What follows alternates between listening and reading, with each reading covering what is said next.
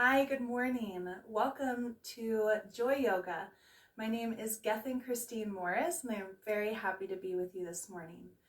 This is a short series on the best ways to wake up. You can do it in bed before you even leave the comfort of your sleeping abode, or you can do it on the yoga mat, on the floor. It's wonderful to energize. Now, this series to energize is available through the Kundalini Yoga book approved by the Kundalini Research Institute. I am a huge I have a big love for Kundalini Kriyas, and I want to guide you through this short series to energize. I will be using a stopwatch the stopwatch on my phone, because all of the Kriyas are timed, and as I'm doing the breath, I don't want to worry about keeping track of some watch somewhere.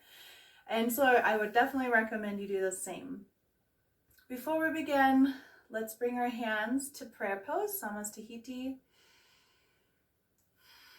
Drop into our center.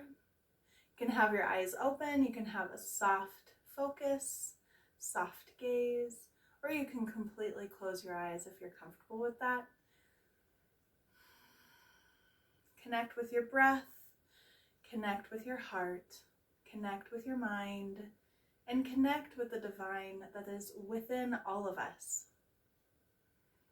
Whatever sankalpa is surfacing for you, definitely use that. For me, it is be present. Simple, yet very profound. Isn't that the key to life, to be present? Wonderful. And seal that in any way that you so choose. Okay, so the first one we're going to do is called stretch pose. And because, and you may or may not know this, but let's just roll with it. We've got 72,000 nadis, or nerve points, within our system. Probably more, but that's the number, right?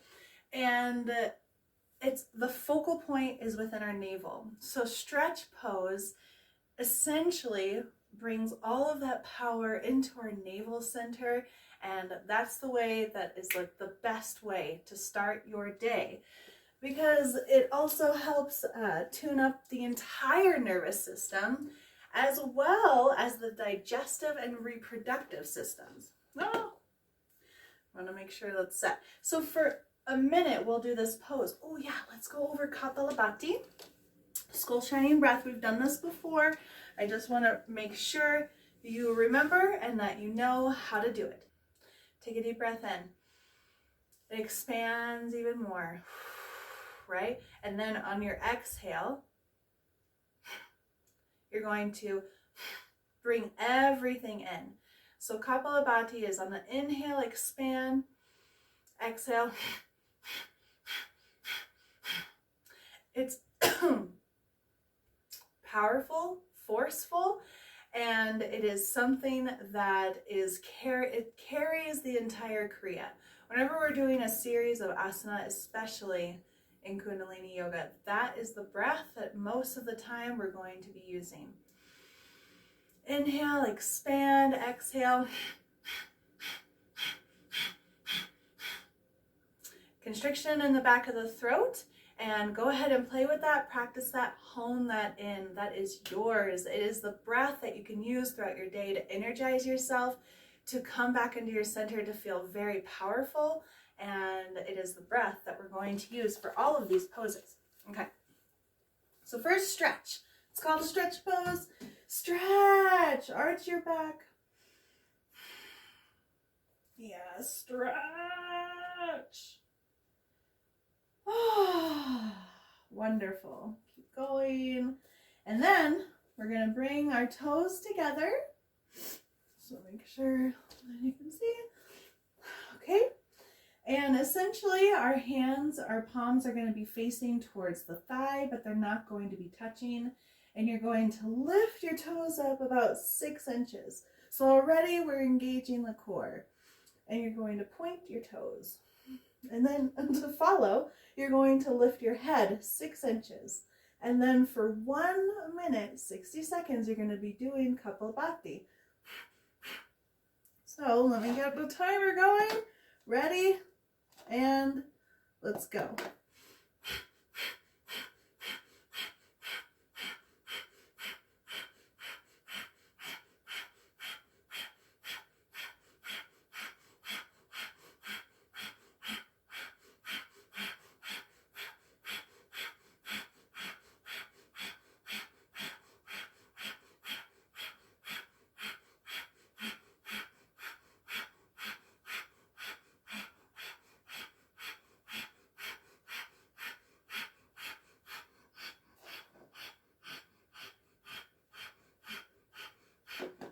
Halfway there.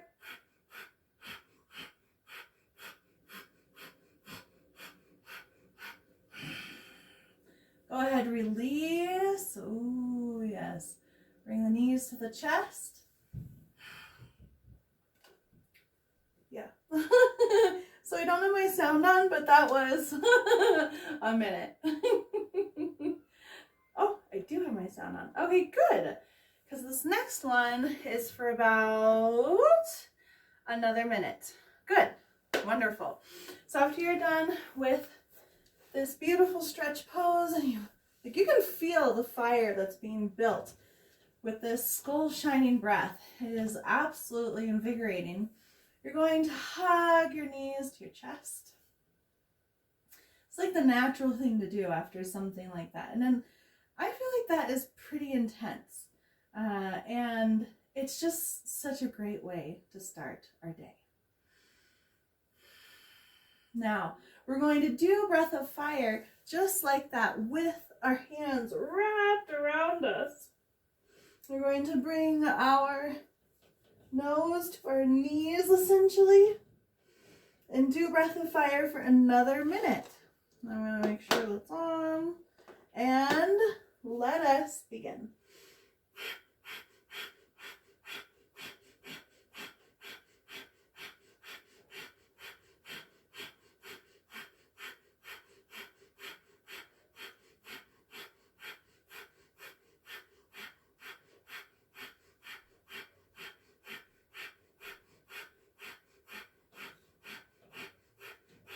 Keep going, you're doing great.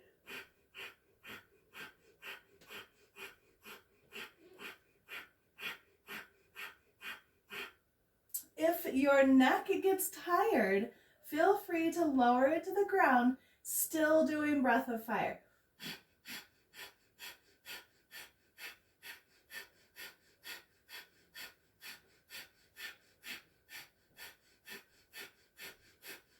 You're still building the intensity.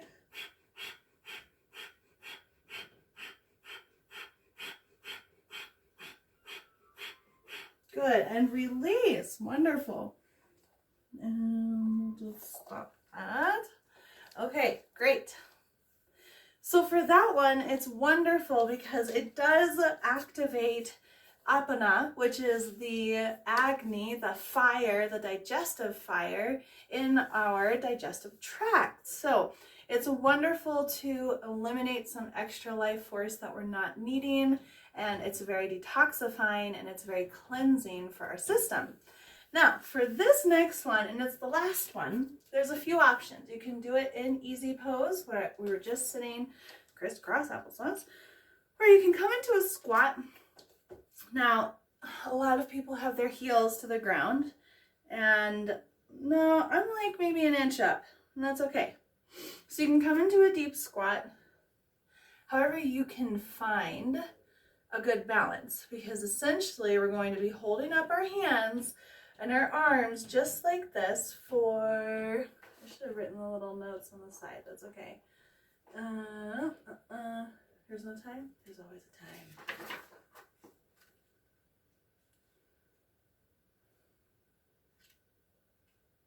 Okay, powerful breath of fire. Let's just go for another solid minute. That's all right. And so this is the ego eradicator. You're going to curl your fingertips and press them lightly on the top pads of your fingers. I should say the top pads of your palm. Hi. And then you've got your thumbs up. The thumbs are a symbol of our ego. And so when we do this, we're just kind of eradicating that ego, hence the name. We're going to sit or squat just like this for 1 minute and do the breath of fire. And begin.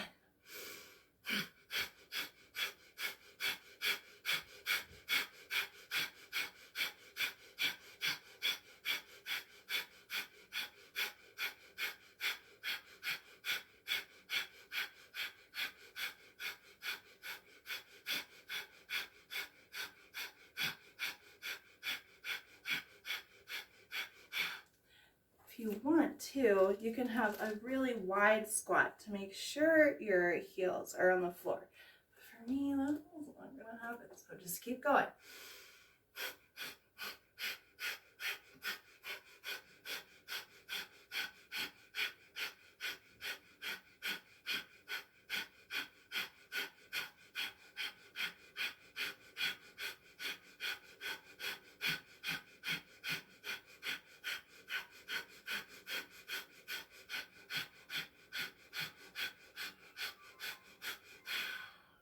Wonderful.